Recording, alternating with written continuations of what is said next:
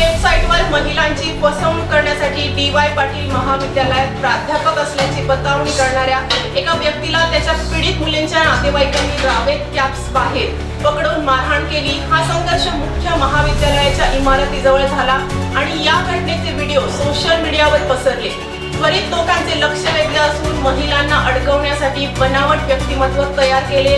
तपासकर्त्यांनी आणि पीडितांच्या कुटुंबियांनी उघड केले की आरोपी विवाह मंचावर विश्वासार्हता मिळवण्यासाठी स्वतःला डी.वाय. पाटील कॉलेजचे प्राध्यापक म्हणून दाखवत होता। ट्रस्ट प्रस्थापित केल्यानंतर त्याने अनेक महिलांना वेगवेगळ्या बहाण्याने मोठ्या प्रमाणात पैसे पाठवण्यास प्रवृत्त केले।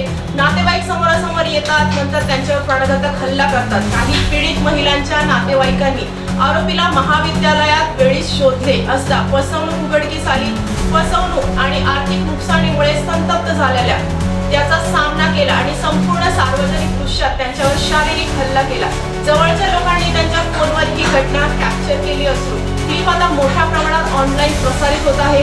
फॅमिली दावा करतात की पुरुषाने जाणून बुजून लग्नाच्या शोधात असलेल्या महिलांना लक्ष केंद्रित केले।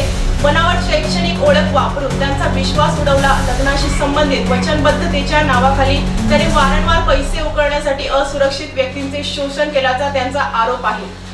खोटं बोलून बायकांना फसवतो तो।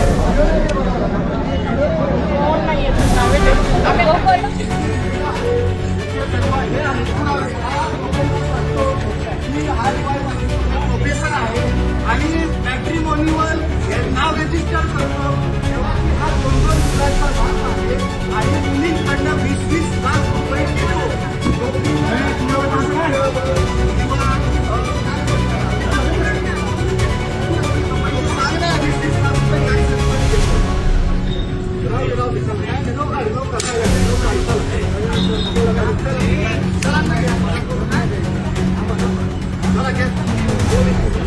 स्टेशनला गेला